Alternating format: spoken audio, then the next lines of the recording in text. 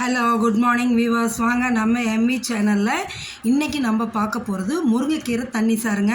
இது நம்ம சப்ஸ்கிரைபர் ஒருத்தவங்க பேர் சண்முகிங்க.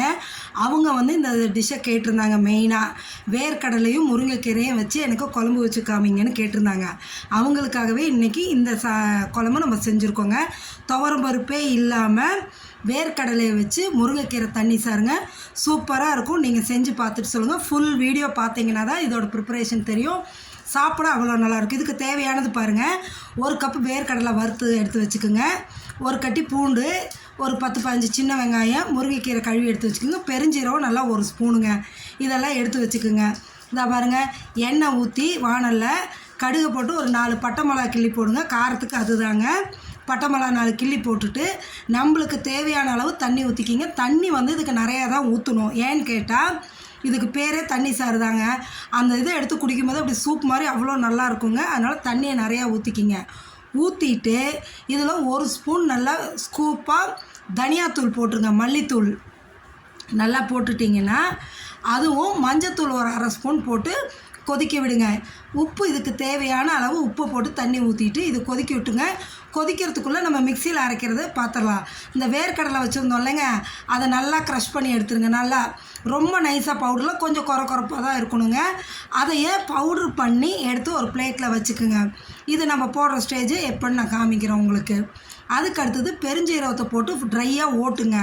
ஓட்டி அது கொஞ்சம் பவுட்ரு ஆகிடுனதுக்கப்புறமா இந்த பூண்டு 1 கட்டி உரித்து வச்சுருக்கோம் பாருங்கள், அதுவும் ஒரு 15-20 சின்ன வெங்காயம் வச்சுருக்கோம் இல்லையா, அதையும் மிக்சி ஜாரில் போட்டு பல்ஸ் மோடில் விட்டு எடுங்க. விட்டு எடுத்திங்கன்னா 1-2 உடஞ்ச மாதிரி வருங்க. அதுதான் தேவை. அதை எடுத்து இப்போவே என்ன பண்ணுறீங்க பாருங்களேன். எடுத்து உங்களுக்கு பிளேட்டில் கொட்டி காமிக்கிற பாருங்க. கடலைப்பருப்பு இது நம்ம வேர்க்கடலை எந்த அளவு இருக்குது பாருங்கள், இந்த அளவுக்கு தான் இருக்கணும். இந்த அளவு பொடிச்சு வச்சுக்கோங்க.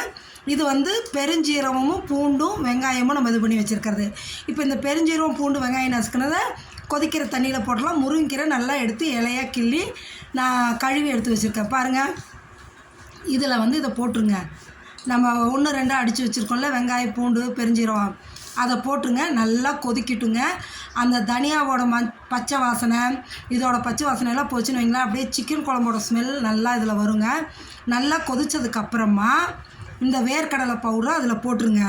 போட்டு அதையும் கிளறினீங்கன்னா அப்படியே கொஞ்சம் திக்காக வரும் பாருங்களேன். நல்லா திக்காக வரும். நல்லா திக்காக வந்ததுக்கப்புறம் தான் நம்ம அந்த கீரையை போடணுங்க. உங்களுக்கு ஒரு டிப்புங்க, பொதுவாக எந்த கீரையுமே சமைக்கும் போது மூடி வச்சு செய்யாதீங்க. பாருங்கள், வானலில் எந்த அளவு கொதிச்சு வருது பாருங்கள். எவ்வளோ பார்க்குறதுக்கே லுக்காக இருக்குது பாருங்கள். நம்மளுக்கு சாப்பிட்ணுன்னு தோணும். அவ்வளோ நல்லா இருக்குங்க. எந்த கீரையுமே மூடி வச்சு சமைக்காதீங்க. மூடி வச்சு சமைக்கக்கூடாது. பாருங்களேன், இதை கீரையை இப்போ போட்டு அப்படியே 2 பெரட்டி விடுங்க. முருங்கைக்கீரை சீக்கிரம் வெந்துருங்க. முருங்கைக்கீரையை பொறுத்த வரைக்கும் ரொம்ப வேக விடக்கூடாதுங்க. ஒரு பழமொழி சொல்லுவாங்க, வெந்தும் கெடுத்தால் வேகாமல் கெடுத்தாலும். வெந்து கெடுத்ததுன்னா முருங்கைக்கீரை வெந்துருச்சுன்னா கெட்டு போயிடும். அகத்திக்கீரை வேகாமல் எடுத்திங்கன்னா கெட்டுப்பிடும். அதனால் முருங்கைக்கீரையை நீங்கள் இந்த ஒரே கொதியில் எடுத்துடணுங்க. அப்போ தான் அந்த கலர் பச்சை கலர் மாறாமல் அவ்வளோ நல்லா வருங்க. அப்படியே எடுத்து இதில் வச்சிங்கன்னா கலர் மாறிடுங்க. அப்படியே இதை எடுத்து இன்னொரு கிண்ணத்தில் ஊற்றி வச்சுருங்க. சூப்பரான முருங்கைக்கீரை தண்ணி சாருங்க. வேர்க்கடலை போட்டு சூப்பராக இருக்கும் சாப்பிட்றதுக்கு. இது ஃபுல்லாக அயர்ன் ரிச்சுங்க. இதை அந்த முருங்கைக்கீரையை டெய்லி ஏதாவது ஒரு விதத்தில் நீங்கள் சேர்த்துக்கிட்டிங்கன்னா பிபி லெவலை கண்ட்ரோல் பண்ணுங்க. மெயின் சுகர் பேஷண்ட்டும் டெய்லி சாப்பிட்லாங்க. சூப்பு, கீரை குழம்பு, பொரியல் ஏதாவது ஒன்று சாப்பிட்லாங்க. இதைமாரி நீங்களும் செஞ்சு பாருங்கள், சாப்பிடுங்க. குழந்தைங்களுக்கு முக்கியமாக இந்தமாரி கொடுங்க. ரொம்ப நல்லதுங்க. அவ்வளோ சூப்பராக வந்திருக்கு பாருங்களேன். முக்கியமாக நம்ம சப்ஸ்கிரைபர் இதை கேட்டாங்க. அவங்களுக்காகவே சண்முகிக்காகவே நான் இன்றைக்கி வச்சு இதை எடுத்து போட்டிருக்கேன். செஞ்சு பார்த்துட்டு எப்படி இருக்குன்னு சொல்லுங்கள். சண்முகி, நீங்கள் வந்து வாட்ஸ்அப்பில் போடுறீங்க கமெண்ட், அதில் போடாதீங்க. நம்ம கமெண்ட் செக்ஷனில் கொடுங்க. அப்போ இன்னும் கொஞ்சம் எஃபெக்டிவாக இருக்கும். சரிங்களா? நீங்களும் செஞ்சு பார்த்துட்டு சாப்பிட்டு பார்த்துட்டு எப்படி இருக்குன்னு எனக்கு சொல்லுங்கள்.